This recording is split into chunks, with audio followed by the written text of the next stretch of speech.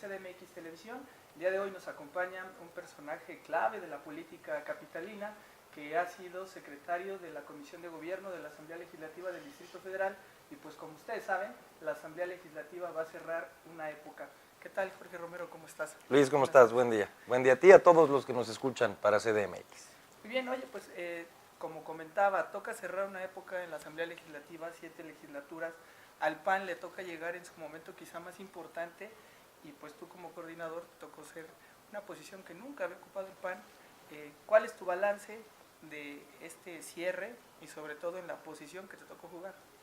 Sí, pues mira, platicarte, Luis, que en efecto, primero nos sentimos como las 10 diputadas y diputados que conformamos este grupo parlamentario en esta séptima y última legislatura, un grupo sui generis, como grupo del PAN. ¿Por qué? Porque, como tú mencionabas, tuvimos una ironía, por así decirlo, un contraste muy irónico, por haber sido el grupo parlamentario que, por lo menos en la época de la Asamblea Legislativa, que ya concluyó, fuimos el grupo parlamentario con menos diputados en toda la historia de la Asamblea. Fuimos 10 en esta ocasión.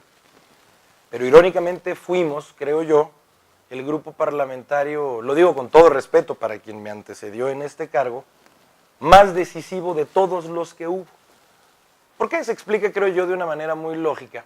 Porque la Asamblea Legislativa siempre, casi siempre, estuvo acostumbrada a tener un grupo parlamentario hegemónico, con dominio parlamentario, en donde, salvo una sola ocasión en el año 2000, en todas las demás legislaturas siempre tuvieron más de la mitad más uno de los diputados, y eso por supuesto hizo, y te lo digo por experiencia propia porque fui diputado también de la cuarta legislatura, que la oposición para entonces pues fuera decorativa. Si tenías muy buenas ideas, si tenías muy buenas propuestas, si tenías cómo argumentarlas muy bien, pues estaba completamente en su antojo, ahora sí que perdón la palabra, pelarlas o no. ¿Por qué? Porque sabían que tenían una mayoría absoluta y por lo tanto podían hacer, como lamentablemente muchas veces hicieron, pues lo que quisieron. Esta no fue la ocasión. La Asamblea cerró, y lo dije desde que empezó esta Asamblea, tuvo una correlación por los resultados electorales que todos conocimos en el 2015, que impidió que un grupo tuviera la mayoría absoluta y por lo tanto tuvo que haber, como mucho tiempo no se veía, acuerdos, tuvo que haber negociaciones, tuvo que haber voluntad por todas las partes, o casi todas las partes, para poder sacar las cosas que se hicieron. Pero al final yo creo, me preguntabas de un balance, que al final, como grupo parlamentario del PAN, pero más allá del grupo, como Asamblea Legislativa, creo que fue una legislatura que produjo como pocas veces. El PAN como nunca produjo leyes, las que de a de veras acaban siendo leyes, porque yo lo digo, puntos de acuerdo puedes promover miles, los que quieras, y al final no acaban teniendo el sustento de una ley, o puedes proponer miles de leyes, pero que si al final no acaban siendo votadas, pues tuviste muy buenas propuestas, pero no las hiciste ley. Y en ese sentido fueron muchas, no sé si gustes preguntármelas, pero fueron muchas las que surgieron de Acción Nacional. Platícanos cuáles son las más sustantivas. Sí, fíjate que nosotros me atrevo a decir, hermano mío, que de entrada, si lo ves proporcionalmente, fuimos el grupo parlamentario, pues va a sonar a comercial, pero sí fuimos el grupo parlamentario más productivo, porque no puedes ver solamente el número final, sino también ese número a proporción de cuántos diputados fuiste. No es lo mismo que un grupo parlamentario de 20 diputados presente 10 iniciativas, que presente 10 iniciativas un grupo parlamentario de 10 diputados. Fuiste, por donde la veas, lo doble de productivo, y en ese sentido nosotros nos sentimos muy orgullosos de muchas iniciativas. Aclaro antes de mencionarlas, que por supuesto el grupo parlamentario no fue el único que las votó. Tuvo que haber concurrencia de acuerdos, pero finalmente fueron iniciativas del PAN. Yo te diría que de las principales, yo me atrevería a decir que la principal del Grupo Parlamentario Acción Nacional fue un paquete en la materia de desarrollo urbano para esta ciudad, que como todos sabemos es uno de los temas hiper delicados, de los más delicados que existen, y nosotros hicimos un muy buen papel, presidimos en esta ocasión la comisión con la hoy candidata y futura alcaldesa Maggie Martínez Fischer, la Comisión de Desarrollo Urbano, y nosotros propusimos un paquete muy, muy complejo. De entrada, estaba, como tú lo sabes, permitido en la ley los cambios de uso unilaterales por un artículo 41 en la ley, que fue por mucho tiempo, creo yo, el principal causante de mucha discordia en esta ciudad. Que unilateralmente el gobierno pudiera decir, aquí te voy a transferir una potencialidad o aquí te voy a cambiar el uso de suelo, con, en muchas ocasiones, total disgusto ciudadano. Nosotros no solamente, por propuesta del PAN, derogamos ese artículo 41 que permitía que unilateralmente se pudiera cambiar el uso de suelo, sino que además, para mí es muy importante resaltar, si bien no es una ley, es una realidad, que a diferencia de otras legislaturas, en esta legislatura en donde el PAN por primera vez presidió la Comisión de Desarrollo Urbano, no se hizo ni un solo cambio de uso de suelo, ni uno. A mucha gente le gusta hablar muchas cosas, sobre todo con respecto a mí, del desarrollo urbano, pero esto no lo dicen. No dicen que derogamos esa facultad y que no hubo ni un solo cambio de uso de suelo. Y aunque hubiera un periodo extraordinario, porque es posible que lo haya, no te lo estoy diciendo como un hecho, pero si lo hubiera, te puedo asegurar que cambios de uso de suelo no va a haber. En este paquete nosotros también formalizamos muchas instituciones que no existían antes, como por ejemplo la máxima publicitación. Las construcciones en esta ciudad son, como te lo decía, un tema muy delicado para la gente. Para los vecinos que sufren las construcciones. Por el PAN, en esta legislatura es ley, que cualquier desarrollador interesado en hacer una construcción tiene que publicitar en esa zona, en un gran margen geográfico de esa zona, el que pretende hacer una construcción y cómo la pretende hacer. Y ahora, por ley, un requisito más de las manifestaciones de construcción son precisamente tener esta cédula de publicitación, en donde, para que se me entienda, con esta máxima publicidad a los vecinos de la zona se les dice como si fuera una especie de boda, hablen ahora o callen para siempre por cualquier consideración que tuvieran. Si el predio está protegido artísticamente, si existe la causal que tú quieras, que pudiera algún vecino interesado en decir las razones por las cuales se pudiera o no llevar a cabo esa construcción, ahora por ley es un requisito y eso fue gracias al PAN. Insisto, son cositas que tampoco se dicen mucho, pero ya están en la ley. Por el PAN, nosotros reglamentamos lo que era la acción pública, que si bien ya existía en la ley, siendo la acción pública un instrumento jurídico que tiene cualquier vecino para quejarse, para formalmente recurrir a alguna obra, por el PAN ya en ley existen los plazos de presentación, las personas que tienen el interés para poder hacerlo, los plazos para recurrirlo, las autoridades que tienen que resolverlo, los plazos para hacerla. También por el PAN nosotros en ley incluimos que tiene que existir ya una póliza de garantía, que cada constructor que construya a partir del primer centímetro tiene que garantizar mediante una póliza a todos los vecinos aledaños, a los colindantes, ya sin que tenga que ver la delegación, sin que tenga que ver ninguna autoridad, directamente el constructor con los vecinos, por si hay el más mínimo daño y que inmediatamente se tenga que pagar. Y además por la fianzadora, ni siquiera por el constructor, luego ya se arregla él con su... Para eso pagó una póliza de fianza. En materia de desarrollo urbano. Por el PAN también nosotros pudimos presentar una nueva ley de transparencia, que fue la ley que por fin embonó las nuevas disposiciones, ya nacionales, internacionales, de parámetros de transparencia, con lo que después fue todo el paquete del sistema local anticorrupción, que como todos sabemos ya es completamente un nuevo modelo de cómo atender el tema de la transparencia, de la honestidad en los servidores públicos, que si gustas preguntarme con mucho gusto te detallo. Nosotros también como Acción Nacional propusimos como ley, y ya lo es, una hipoteca inversa, en nombre del diputado José Manuel Delgadillo, que es, como su nombre lo dice, una garantía para las personas en estado de vulnerabilidad, principalmente los adultos mayores, que a veces ya lo único que tienen es su casa, su inmueble, y que ahora con esta hipoteca inversa se les puede garantizar literalmente su sustento, literal hasta el último día de sus vidas. Por el Partido Acción Nacional tenemos también la nueva ley de derogar el veto de bolsillo, que para el sistema político de la ciudad, todos estaban conscientes de que aquí se podían votar todas las leyes, sacar el aplauso, hacer realmente un consenso y después, si no deseaban publicarla, Era un veto tácito, de bolsillo. Gracias al PAN, para el próximo Congreso de la Ciudad ya no va a existir, aplicó incluso para esta Asamblea Legislativa, y te puedo decir que fue una de las más importantes. Te diría que también bueno, para nosotros fue muy importante que dentro de la ley electoral que nosotros propusimos, por tener también esa comisión, nosotros incluimos algo completamente novel, que fue un capítulo del gobierno de coalición.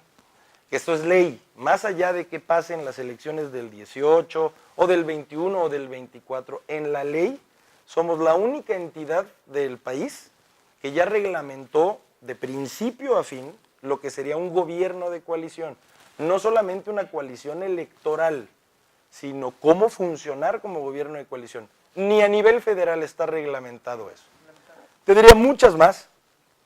Te decía que nosotros en nuestras páginas de internet vamos a publicar todo lo que hicimos para cualquier persona que tuviera un interés en conocerlas más, pero fueron muchas, muy variadas. Te podría mencionar que por nosotros existe la derogación del impuesto a las herencias. Si tú recibes una herencia en la Ciudad de México ya no pagas ningún impuesto. Por nosotros existe una ley de escoltas que no existía y que era fundamental reglamentar. Por nosotros existe una ley de informes de la Auditoría Superior a la Asamblea, de semáforos sonoros para discapacitados que ya son ley, en fin, muchas muy variadas, que junto con otros grupos parlamentarios, incluyendo por supuesto las más importantes, las derivables de la Constitución, como son la ley de la Administración Pública del Poder Ejecutivo, que ahí sí, no te voy a decir que fueron de autoría exclusiva del PAN. Todas las anteriores sí, pero otras importantísimas, como las orgánicas del nuevo Poder Judicial, del nuevo Poder Legislativo, fueron las que hicimos exactamente como Acción Nacional y que creo que fueron para el bien de esta ciudad. Oye, ¿qué costo tuvo para el PAN la alianza con el PRD en lo legislativo?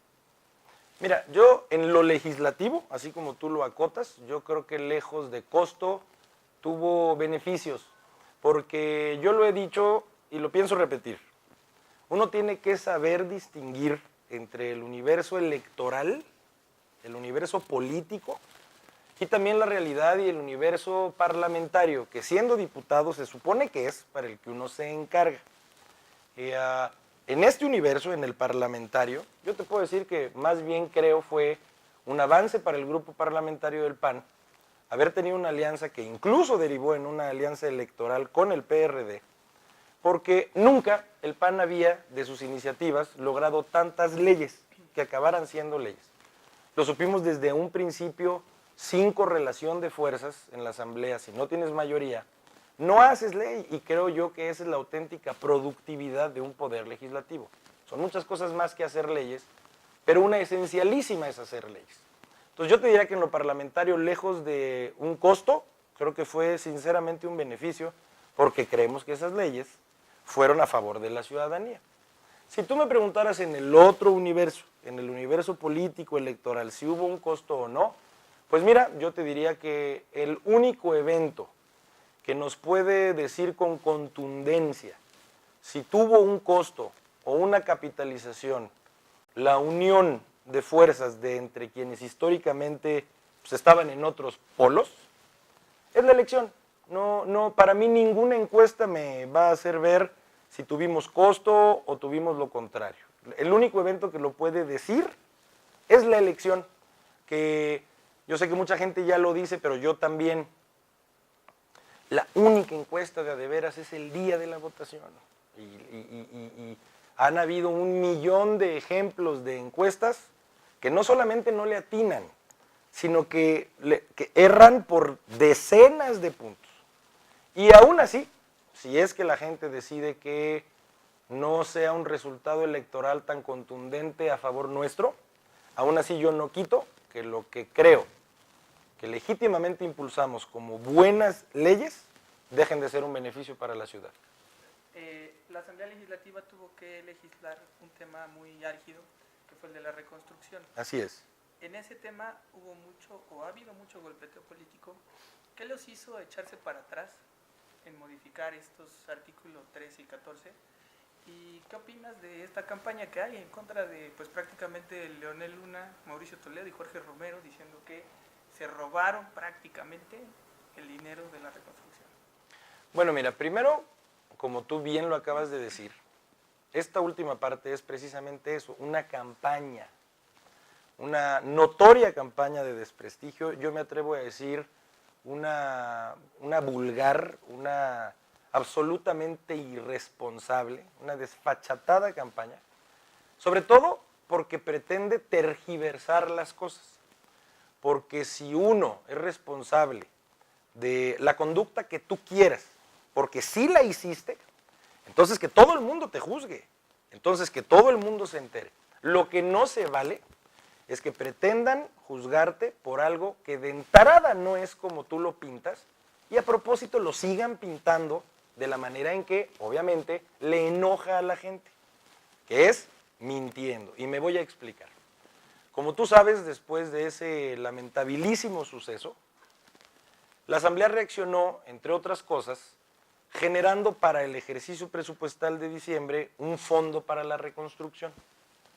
En ese entonces, en diciembre, con el aval del Pleno, se votó, se hizo ley, que 3 diputados, a razón de nuestros cargos, no de nuestra identidad partidista, sino de los cargos que ocupamos, tuviéramos la facultad de verificar que de lo que las dependencias y las 16 demarcaciones levantaran la mano, pidieran de ese fondo de la reconstrucción para poder determinar cómo ayudar a su dependencia o a su demarcación, estos 3 diputados lo único que teníamos como facultad era verificar que existía una relación entre lo que pedían y la reconstrucción y la resiliencia. Yo, como he dicho, te podría decir 1.000.000 de detalles, Luis, yo te diría más bien una sola frase. Por la razón que tú quieras, la que tú quieras, yo la compro.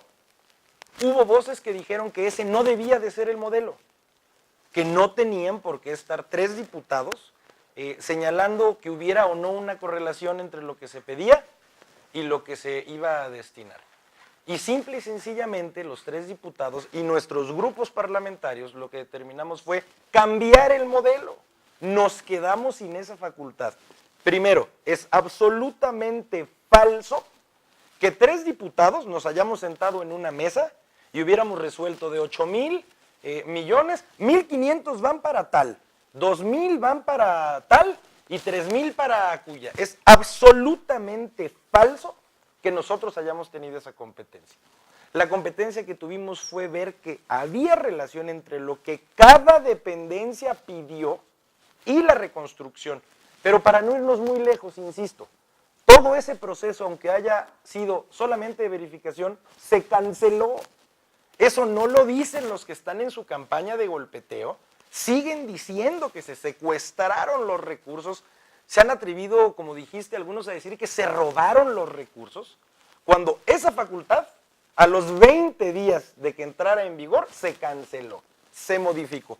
Hoy por hoy, ninguno de esos 3 diputados, ni ningún otro de los 66, tenemos una facultad con respecto a los recursos de la reconstrucción. Ni tampoco se gastó ningún recurso de esos. No hubo un solo oficio, hay distinto a la reconstrucción. Hay ni un solo centavo, hay decenas de declaraciones del anterior jefe de gobierno, del actual jefe de gobierno, del anterior secretario de Finanzas, de la actual secretaria de Finanzas. Hay decenas de declaraciones que señalaban que de todos esos oficios ni uno solo se aplicó, ni uno solo, Luis.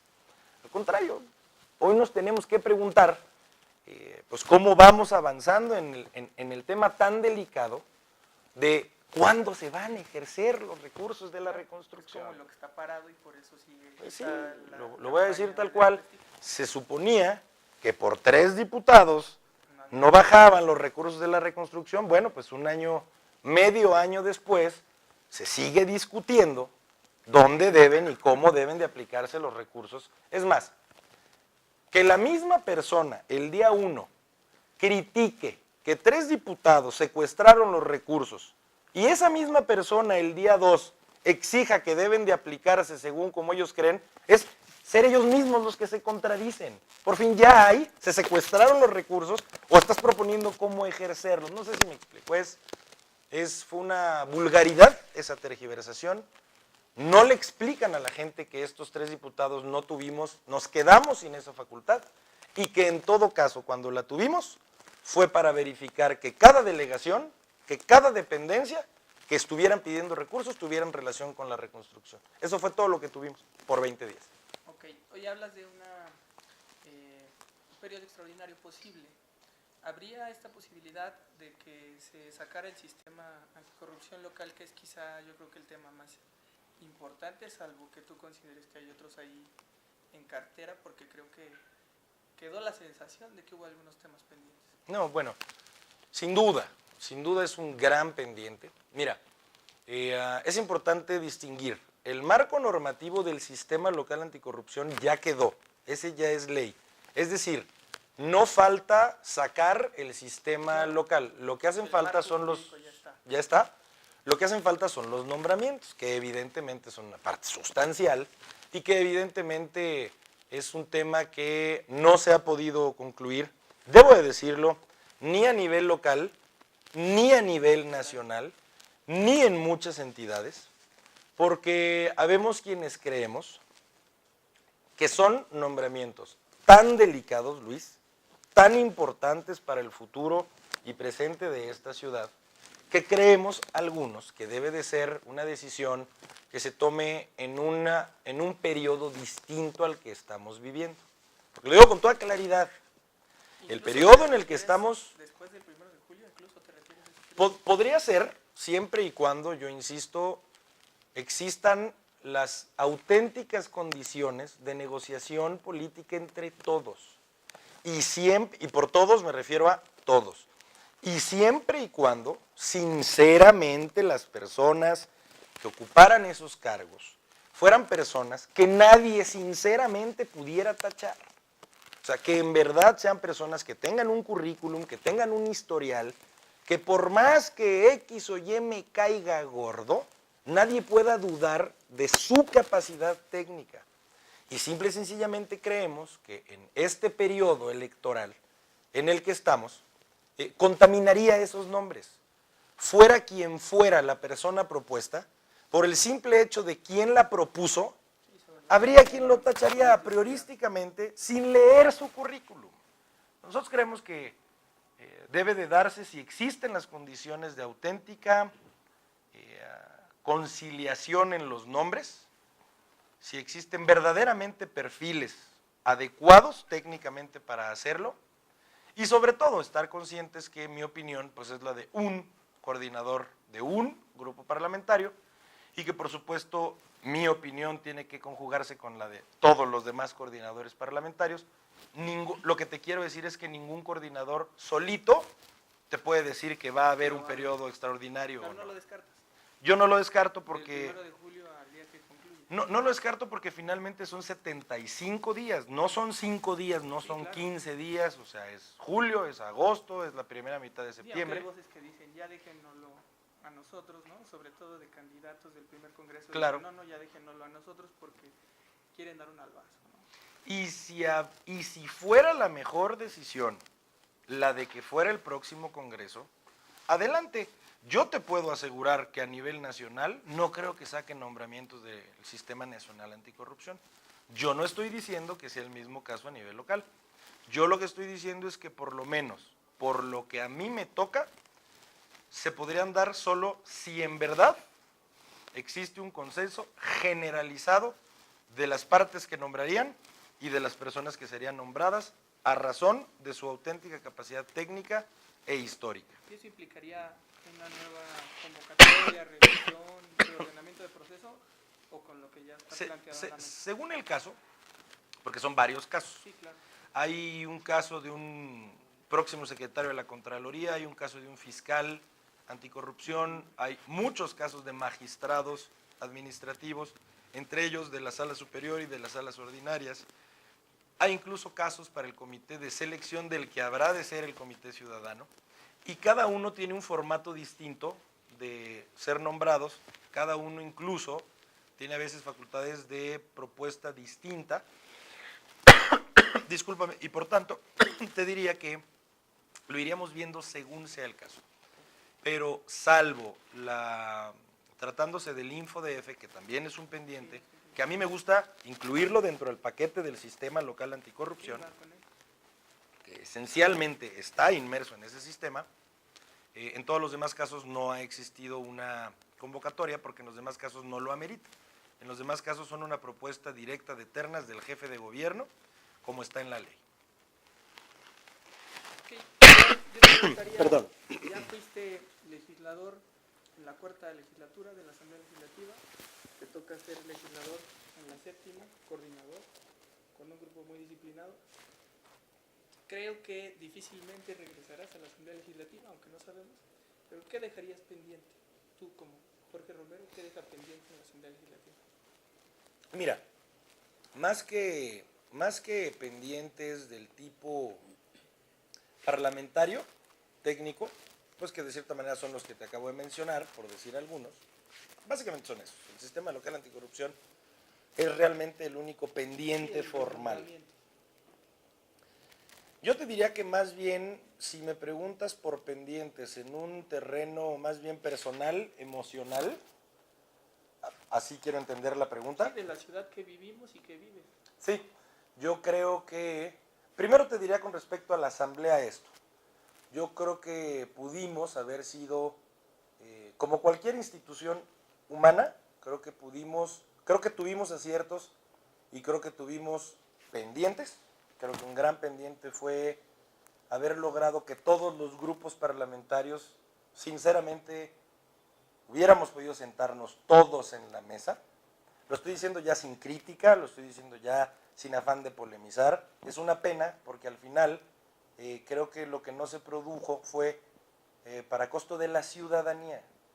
Yo por lo menos soy alguien que cree, y creo que lo demostré, que cuando llegas a un parlamento tienes que entender que existen más fuerzas políticas, te gusten o no. Sí, claro. Y no puede ser que porque una fuerza política no te guste, no vas a negociar. Uno, de entrada la taches de mafia. O sea, de entrada, como no eres yo, a priorística y automáticamente eres un mafioso. Y como no me siento con los mafiosos, no me voy a sentar con ustedes. Bueno, eso se me hace a mí pueril, es la palabra que encuentro. O sea, ¿cómo puede ser posible que tú consideres que las millones de personas que consideraron a otras fuerzas políticas para también representarlos en esta entidad, tú de entrada los maniquea y a priorísticamente descartes? O sea, en un parlamento, te guste o no, tienes que compartir tu visión con la de los demás. Eso fue algo que no sucedió y que por más que cada quien traiga su versión, nunca vamos a aceptar que haya sido por parte de nosotros. Nosotros sentimos que hubo un grupo parlamentario que de saque decidió no colaborar, no de manera institucional, no formalizar acuerdos. Seguramente hubo momentos de mejora que después muy probablemente se convirtieron en empeoramiento de las cosas, pero creo que fue una lástima, insisto, para la asamblea como tal. Qué lástima que así cerró la asamblea legislativa. Pero bueno, pues ojalá que en el próximo congreso de la ciudad se corrijan esos pendientes. Eso es un pendiente que yo consideraría como muy importante. Ok, pues Jorge es un coordinador político ahorita, pero tiene también la coordinación prácticamente política del Partido Acción Nacional en la Ciudad de México. Se dice que domina el partido en los hechos, ¿no? Porque gran parte de la estructura del partido han sido gente que ha venido forjándose dentro de tu equipo, otros los has ido sumando como aliados. ¿Cómo se construyó la alianza con el PRD? ¿Cómo fue ese acuerdo para tejerlo? Y también, si nos puedes platicar, si el PAN salió sobre representado. En lo nacional dicen que pues, el PAN perdió, y en lo local se dice que el PRD perdió espacio. Pues es que mira, es muy susceptible del cristal con el que se mire. Primero yo sí haría la acotación. Yo sí me siento evidentemente un liderazgo del PAN, con mis virtudes, con mis defectos, como cualquier otro individuo que está en esto. No, pues a lo mejor muchos se sentirían muy contentos de que le dijeran a uno que uno domina y que es el principal liderazgo. La verdad es que yo no soy de esos, al contrario. Yo creo que muchos de los actuales liderazgos en el partido, en las diputaciones, han generado su propio liderazgo y a lo mejor lo que creo sí me sale bien es saber hacer equipo. Pero entendiendo que nuestro principal equipo para los panistas es el PAN. punto. Y que de verdad que me conduzco yo así. Yo creo que eso a lo mejor es una manera en la que muchos otros coinciden y por tanto hacemos equipo. Pero nunca me ha confundido ni me confundirá un liderazgo interno para anteponer intereses del partido por un interés de equipo. De verdad que no he sido yo así. Dicho eso, te diría, yo creo que los hechos tienen que verse como lo que son. Es decir, la candidatura presidencial evidentemente le correspondió al Partido Acción Nacional. La candidatura a la jefatura de gobierno le correspondió al PRD. Y en esta alianza existe también Movimiento Ciudadano. Te diría como ejemplo que por lógica les correspondió Jalisco para la gubernatura. Y en todos los casos, verdaderamente pensando que con un sustento lógico, es decir, nosotros aquí en la ciudad, te hablo de la ciudad, cómo se construyó una alianza, incuestionablemente tuvo que ver el cómo fuimos trabajando en la Asamblea Legislativa, porque a mí también me gusta aclarar esto. A lo mejor mucha gente crea que hubo un matrimonio desde el día 1, ¿no? Entre el PAN y el PRD en la Asamblea. Pacto de la Ciudad de México. Así lo dicen algunos. Algunos dicen incluso acabaron hasta en alianza electoral, ¿no? O sea, cómo no fue un matrimonio desde un principio. Yo a esas personas les aclaro que es una visión muy superficial de las cosas. Por supuesto que hubo entre PAN y PRD coincidencias y por supuesto que hubo diferencias. Te puedo poner ejemplos de cualquier ley que haya sido la que hayamos votado, la electoral, los presupuestos, las orgánicas derivadas de la Constitución. Por supuesto que hubo debate entre nosotros. Lo que supimos fue ponernos de acuerdo para sacar adelante las leyes que teníamos que sacar. Hay 1,000,000 de ejemplos de partidos que se ponen de acuerdo en un congreso y eso no necesariamente significó un matrimonio. Yo lo que te puedo decir es que, respondiendo a tu pregunta de cómo surgió la alianza, sin llegar a esas exageraciones, pues gran parte fue por cómo funcionamos en la Asamblea, con nuestras coincidencias y diferencias, pero finalmente avanzamos en la legislatura que se derivó en una coalición electoral. Yo creo que también, como tú sabes, en el 2016 hubo muchas entidades donde hubo una alianza electoral PAN-PRD que se plasmaron en triunfos electorales en esas entidades, pues eso abonó a que acabaran las cosas en una inercia a nivel nacional, estando en donde estando. Pero lo que te puedo decir, en la ciudad yo sinceramente no siento que al PAN le haya ido con superávit, permíteme esa palabra, o con déficit. Yo sinceramente creo que el PAN nombró a sus candidatos en los lugares en donde siempre ha ganado el PAN. El PRD nombró a sus candidatos en donde pues prácticamente siempre ha ganado el PRD. Y por lo tanto no hubo ficciones, no hubo mutaciones raras. Salieron tablas, O sea, con el voto duro que tiene. Más que tablas, no hubo incoherencias. Es evidente que el candidato del Frente en Iztapalapa tenía que ser del PRD. Es evidente que el candidato en Benito Juárez tenía que ser del PAN. Creo que hubo una correlación y no nos pusimos a contar canicas. Eso es lo que te quiero decir. Buscamos donde había una coherencia en la decisión y creímos que así fue como quedó la constitución del Frente. Bueno, y hasta Congreso, ¿no? Visualizando más o menos. Lo que pasa es que me voy Naya, ¿no? me voy, te contesto con la esencia de tu pregunta. Si yo ubicaría una derrota, y yo te diría que no, ni siquiera en el caso de que el Frente no triunfara electoralmente. Porque, uno, insisto, aquí el que se pasa de pesimista a lo mejor no tiene mucho futuro, pero créeme, hermano mío, que aquí el que se pasa de optimista tiene todavía menos futuro. Porque si algo te cuesta, yo digo que en esta vida, por lo general, pero mucho más en lo electoral, si algo te cuesta es la soberbia. El decir que estas cosas ya están resueltas, o usar dichos populares como este arroz ya se coció. Bueno, vamos a ver, al final la gente lo va a decidir. O sea, al final lo que la gente, eso sí lo digo yo desde ahorita y con mucha claridad, lo que al final la gente decida es ley y se acabó. y por lo menos en Acción Nacional, o por lo menos en la parte que yo represento de Acción Nacional, uno tiene que saber cambiarse el chip. Estás en un chip electoral, es lógico que busques contrastarte, que busques diferenciarte, y que en algunos casos, que no es el mío, haya quien incluso se atreva, como ya lo hablamos, a mentir y a tergiversar y a denostar. Todo por contrastar, sacar un votito más. Sí, pero cuando se acaba el periodo electoral y la gente decide, más nos vale que agarremos la onda todos, de que todos vivimos en el país y nos vamos a quedar a vivir en el país todos. Que tiene que salir antes que nada adelante el país y la ciudad. Si a mí me preguntas cómo están las encuestas, yo reconozco que no vamos el frente ni en el país ni en la ciudad en primer lugar. Simple y sencillamente, yo también reconozco, y esto es un dato fáctico, real, comprobable, racional, que hay, como te decía, miles de ejemplos de encuestas que o no te publican la ficha metodológica, que es donde está el detalle. Pues decir que alguien lleva más de la mitad sin decir que más de la mitad no quiso contestar, Sí, claro. pues es una manera de inducir a un voto sin tanto sustento racional. Manipular.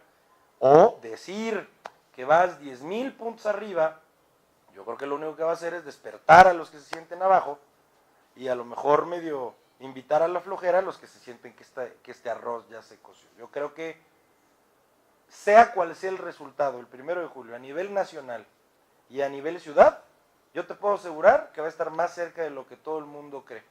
Una diferencia de más de 15, más de 10 puntos es absolutamente una falsedad.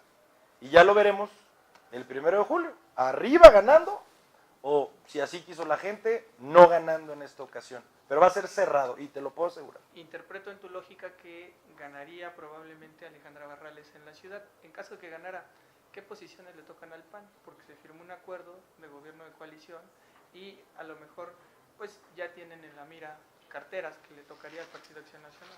Bueno, primero, yo estoy completamente convencido de que pueden ganar Alejandra y Ricardo.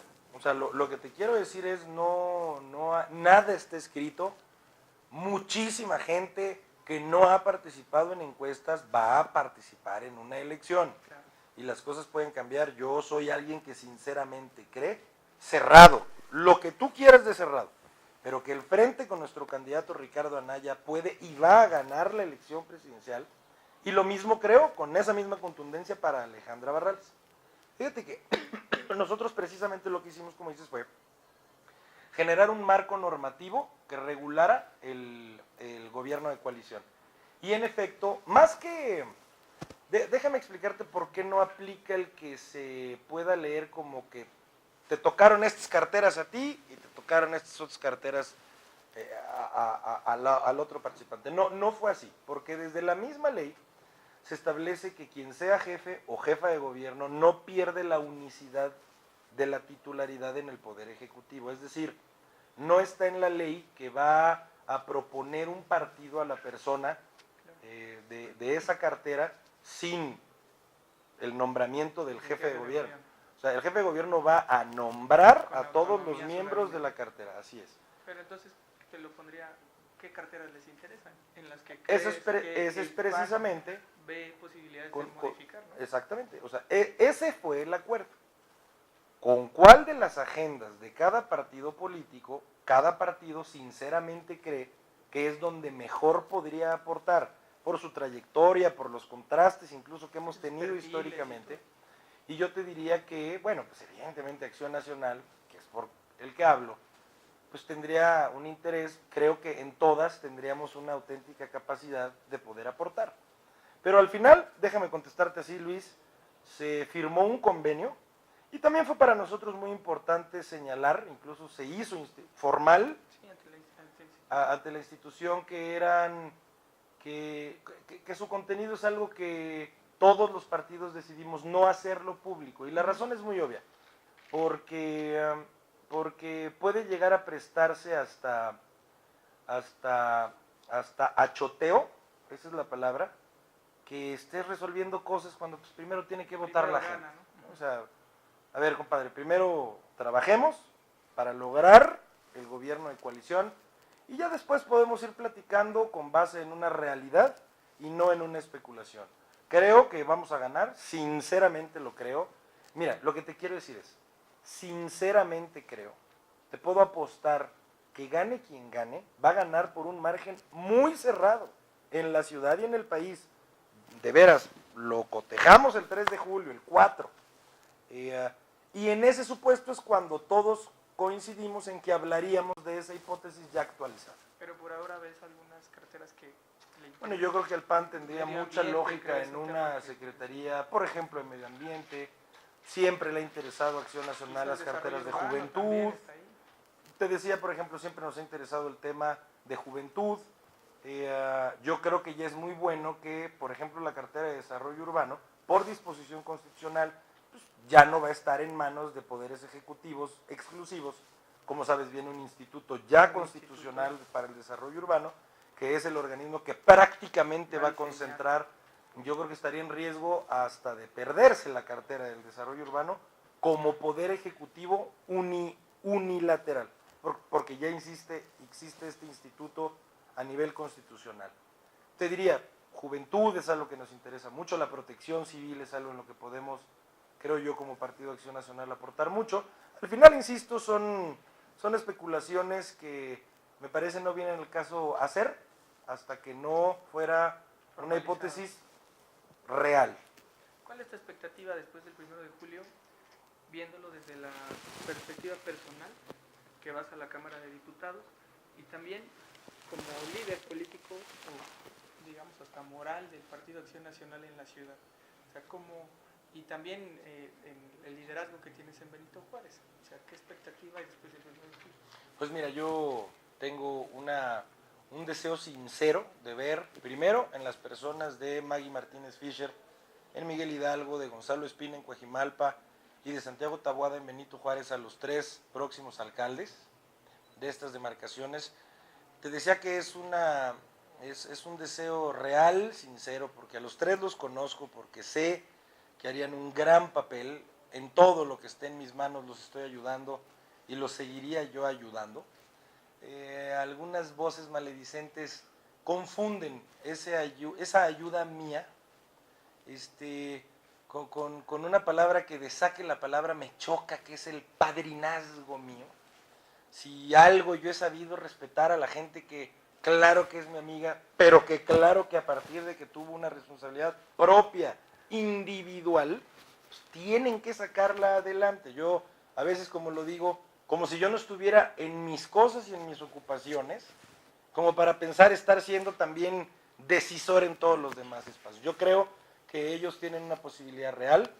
Yo tengo mucha expectativa de que el grupo parlamentario del PAN en el primer congreso, en el próximo congreso, tenga un papel muy similar al actual. ¿Unos 10 diputados? Yo calculo que pueden ser unos 10 diputados, en un muy buen día creo que podemos sinceramente llegar a 13 o 14 diputados. Estoy convencido de que no va a tener mayoría absoluta. Mira, no hay manera. La candidata del partido político que va en primer lugar tendría que tener más del 55, 58% para tener mayoría absoluta. Y ojalá y el Congreso no tenga mayoría absoluta por mucho tiempo. Aunque algún día ganara el PAN la jefatura de gobierno, ojalá por mucho tiempo el Congreso sea un espacio en donde se equilibren las decisiones de poder, porque te obliga a sentarte con los demás. Entonces, yo creo que el próximo grupo parlamentario va a tener características similares, como te decía, a la actual legislatura.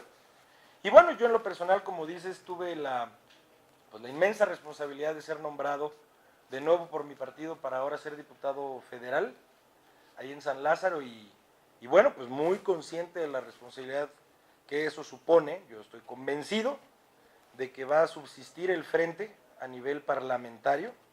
Estoy convencido de que va a subsistir el frente. ¿Ves que se va a consolidar el frente en Estoy la Cámara? absolutamente convencido de que se va a no solamente mantener, sino fortalecer un frente parlamentario. Pero como frente con un solo coordinador, o No lo creo porque la ley como no te lo frente, permite. no te lo permite. Si tú pretendes tener un grupo parlamentario con su existencia, con sus prerrogativas, tiene que ser un grupo parlamentario con su coordinador. Pero nadie te impide ponerte de acuerdo en con quién haces una alianza y con quién no. Sí, y ahí tú ves posibilidades disputar la coordinación de la Cámara? No lo sé. Mira, yo supongo que cada diputado, pues seguramente tenga en su corazoncito las ganas de coordinar. Tienes buena relación con el Partido Nacional. El Partido Nacional siempre toma a mano. Sí, bueno, no es que tome mano, es una decisión estatutaria del presidente. En el caso del PAN, los coordinadores son nombrados estatutariamente por la decisión del presidente. Yo creo que tiene toda la lógica del mundo. ¿Te ves con las credenciales? Pues yo creo que sería alguien que por lo menos ya tiene la experiencia de haber estado en lo parlamentario, de haberla coordinado. Te quiero también aclarar, no es algo que esté ocupando ahorita mi tiempo. Estamos todos muy enfocados en el triunfo del próximo presidente Ricardo Anaya. Y también te quiero decir que quedaron personas con mucho renombre para el próximo grupo parlamentario en Acción Nacional. Y si el presidente toma la decisión en un sentido favoreciéndome o favoreciendo a alguien más, no va a haber ni la más mínima duda de mi institucionalidad en apoyar a la coordinación. Y más nos vale a todos los panistas estar conscientes de que sea el ejemplo que sea, que se actualice el 1 de julio, tenemos que ser un grupo parlamentario realmente unido y disciplinado, porque también creo que no va a haber una hegemonía absoluta. Déjame hablarte con casos muy concretos. Me regreso, por ejemplo, a la ciudad. Supongamos que la votación sí se despega por todos los puntos que tú quieras, que casi te puedo asegurar que no va a ser, pero supongámoslo como hipótesis.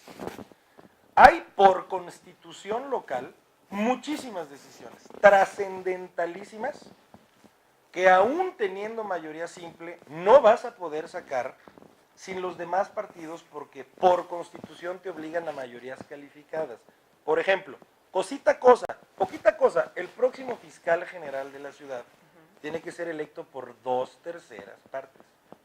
Ni con mayoría simple el próximo Congreso podrá sacarlo si no tiene disposición de sentarse con las demás fuerzas. Las próximas unidades administrativas del primer Congreso de la ciudad se nombran por 2/3 partes. El próximo secretario de la Contraloría de la ciudad se nombra por 2/3 partes. Entonces, hay muchos ejemplos en donde estamos conscientes que se tiene que dar la concurrencia de las fuerzas políticas y en el caso del PAN, yo creo que todos estamos muy conscientes del nivel de disciplina que se tiene que tener. Siempre voy a ser alguien yo que fortalezca la disciplina del grupo, esté en el papel en el que yo esté, en San Lázaro. ¿Por qué decidiste ir a la Cámara pudiendo ir al Senado? Y también, ¿cuál es tu agenda que prevés en la Cámara de Diputados? Que es un tema que cambia totalmente y muchas veces los liderazgos que salen de aquí en ese espectro se llegan a perder. Mira, yo siento que, primero te contestaría que a mí me interesa mucho ayudar en el grupo parlamentario, es decir, ahí en San Lázaro no solamente está el cargo de coordinador o coordinadora, existen vicecoordinaciones, a mí me gustaría mucho hacer un diputado que ayudara a esa cohesión del grupo. Por supuesto que si yo tuviera el honor de participar en alguna comisión, a mí me interesaría mucho, no sé si vaya a sonar irónicamente, pero mucho, por ejemplo, una comisión de ciencia y tecnología. No es algo que sinceramente me llama mucho la atención. Creo que yo podría ayudar mucho en una comisión de la Ciudad de México, si es que no desaparece, porque lo primero que se hace en San Lázaro es llegar a verificar el reglamento interno, pero creo que también tendría mucho que apostar. Y a lo mejor me gustaría mucho también la de seguridad pública. Solo uno puede pertenecer a 3 comisiones ahí en San Lázaro, y a lo mejor serían estas 3. Si es que no me toca otro papel, que el presidente decidiera... Seguridad, ciencia y tecnología, seguridad. Y la Ciudad de México, te decía que creo que puede ayudar mucho. Y decidí San Lázaro y no Senado porque sinceramente creo que el Senado es el culmen de lo legislativo. Y creo que, si bien no es obligatorio, yo creo que hay un cierto progreso en ir de un poder legislativo local a uno federal, quizá empezando por la Cámara Baja, para, si uno quiere consolidar una carrera parlamentaria, pues yo siento que pues acabando en el Senado, ¿no? Yo no he podido llegar a San Lázaro, es algo que a mí en lo personal me emociona mucho, y yo siento que ahí es donde el día de hoy puedo aportar mucho y que verdaderamente lo intentaría, como aquí, con errores, con seguramente muchos defectos, pero con toda la intención de verdad de no perder de vista lo que estando ahí puedes hacer por los demás, concurriendo 1.000.000 de cosas y con muchas más personas que quizá de esa que puedan pensar distinto a ti, pero que creo que todos coincidimos en que todos estamos ahí para ver qué bien le podemos hacer a México y a su gente. ¿Qué opinas de que por primera vez una mujer va a gobernar la ciudad por la vía de las urnas? Pues como algo magnífico. Mira, yo soy de los que cree, sin llegar a exageraciones a veces, creo yo, hasta medio fingidonas, o sea, sin llegar a exageraciones, soy de los que sinceramente cree que una mujer tiene una manera de actuar y de pensar y de procesar las cosas distinta a los hombres.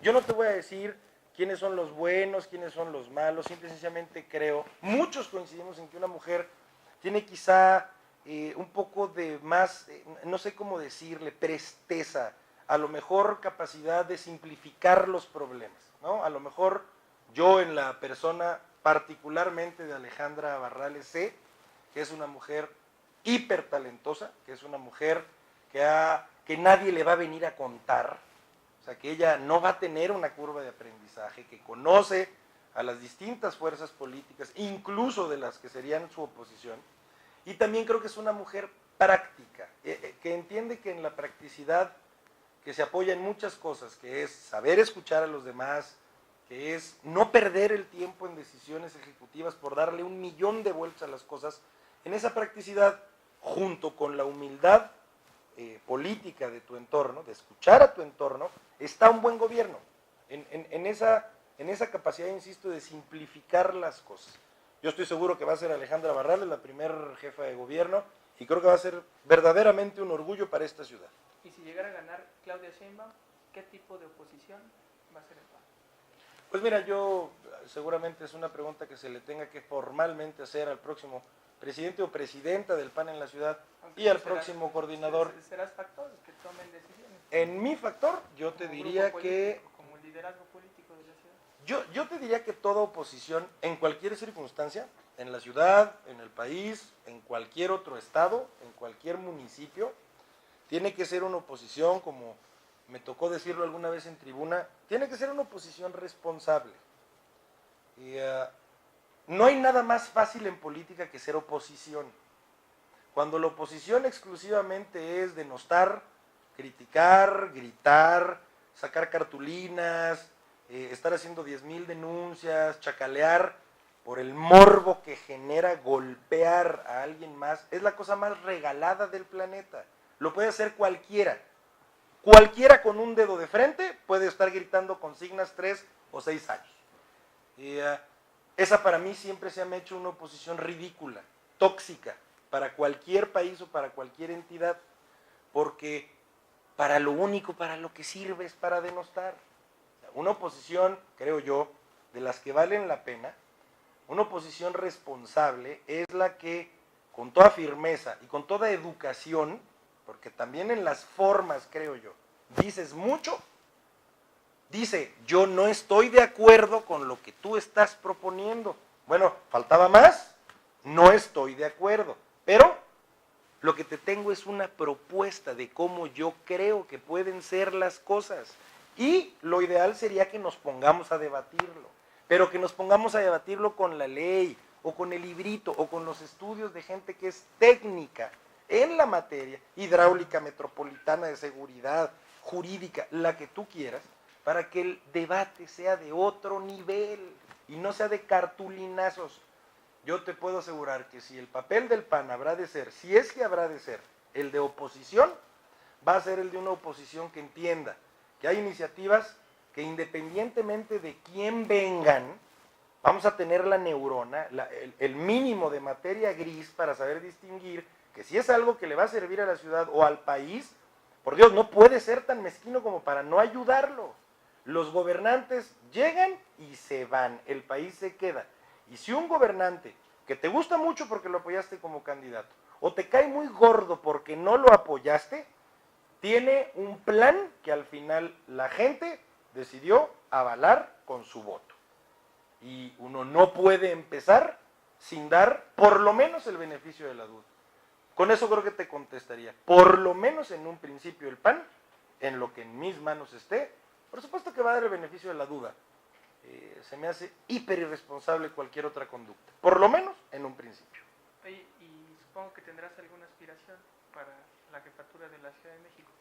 ¿Esa se mantendría? ¿La tienes? Pues, ¿No la tienes? sinceramente, Digo, es mucho futurear, es 2024, pero eres un perfil con mucha trayectoria sí. en el PAN y en Ciudad de México. Te soy bien franco, no te voy a decir como todo el mundo dice, vamos a pensarlo. Sinceramente es algo que no traigo en la cabeza, no es algo que yo visualice ni esté persiguiendo en cada día que me despierto, menos ahorita, estoy muy claro de que me gusta, que creo que puedo aportar en el poder legislativo, en el papel que me toque. Si la circunstancia es de poder ayudar a organizar un grupo parlamentario, yo desplegaría todo mi talento, yo no sé qué tanto sea todo mi talento, pero sería todo para poder lograrlo. Y si no fuera y tuviera la posibilidad de especializarme en una materia, lo haría con toda mi energía, buscando que verdaderamente el aplicarse en ese tema de especialización conlleve beneficios para la gente, tangibles, concretos. Aquí uno se puede perder en la nube de intenciones que al final no acaban traduciéndose en nada. Entonces, mi aspiración personal es la que tengo muy presente, muy delante de mí, que es llegar a San Lázaro y hacer el mejor papel posible. Los retos van a ser muy complejos. De entrada creo que va a ser un gran reto el mantener un frente parlamentario, pero creo que es un reto que vamos a poder lograr. ¿No te asusta si llegara al Obrador? Cero, ¿qué me va a asustar? No, ¿qué me va a asustar? Que llegue quien llegue, que la gente decida. Y después todos nos tenemos que poner a trabajar. Principalmente el que llegue, que estoy seguro que va a ser Ricardo Anaya. Muy bien, pues para concluir la entrevista en CDMX Televisión, ¿cuál es tu pronóstico para el Mundial? México ya sorprendió en el primer partido. México va a ganarle a Corea, México va a ganarle a Suecia, luego yo que nos vamos a ir contra Costa Rica y le vamos a ganar a Costa Rica, y luego quien sea le vamos a ganar y le va a ir muy bien a México y a la selección. Y a lo mejor ya que me preguntaste decirte, todo el mundo le apostaba que iba a ganar Alemania. Todas las encuestas decían que iba a ganar Alemania. Y ganó México. Muy que bien. así sea. Pues así concluye la entrevista con Jorge Romero. Muchas gracias por tu tiempo. Gracias, Nos Luis. estamos viendo pronto en la entrevista.